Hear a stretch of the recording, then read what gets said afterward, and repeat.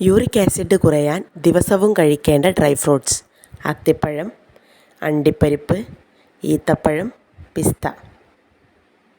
ഈത്തപ്പഴം.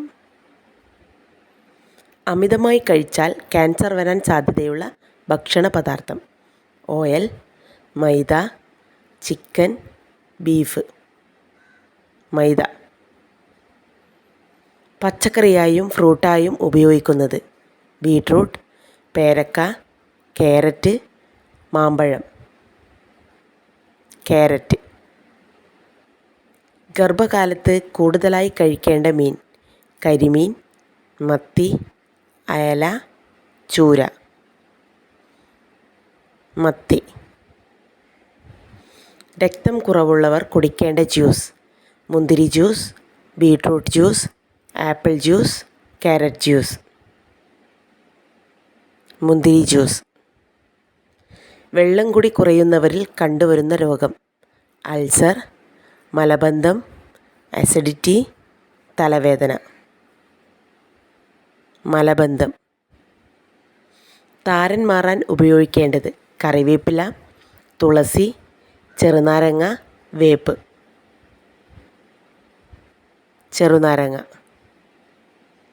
അച്ചാറുണ്ടാക്കാൻ ഏറ്റവും നല്ല എണ്ണ: കടുകെണ്ണ, എള്ളെണ്ണ, വെളിച്ചെണ്ണ, ബദാമെണ്ണ. എള്ളെണ്ണ. ഏത് രോഗത്തിൻ്റെ ലക്ഷണമായാണ് ശരീരത്തിന് തടി കൂടുന്നത്? വൃക്കരോഗം, പ്രമേഹം, തൈറോയിഡ്, അൾസർ. തൈറോയിഡ്.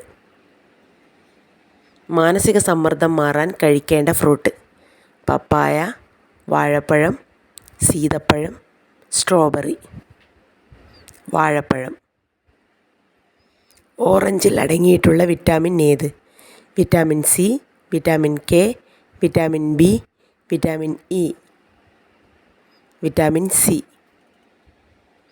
പൈൽസ് ഉള്ളവർ ഒരിക്കലും കഴിക്കാൻ പാടില്ലാത്ത മീൻ: മുള്ളൻ, മത്തി, നെത്തോലി, ചൂര. മത്തി. ചീത്ത കൊളസ്ട്രോൾ കുറയ്ക്കാൻ കഴിക്കേണ്ട വസ്തു: ഉണക്കമുന്തിരി, ജാതിക്ക, അണ്ടിപ്പരിപ്പ്, ജാതിപത്രി. ഉണക്കമുന്തിരി. ചന്ദനത്തിരി സ്ഥിരമായി കത്തിച്ചു വച്ചാൽ വരാൻ സാധ്യതയുള്ള രോഗം: sinus, stroke, cancer, heart block. Cancer.